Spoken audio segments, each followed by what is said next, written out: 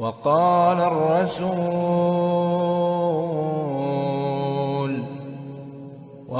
الرسول يا رب إن قوم اتخذوا هذا القرآن مهجورا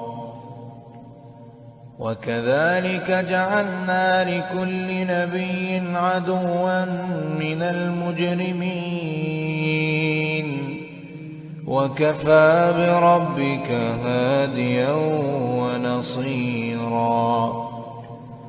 وقال الذين كفروا لولا نزل عليه القرآن جملة واحدة كذلك لنثبت به فؤادك ورتلناه ترتيلا.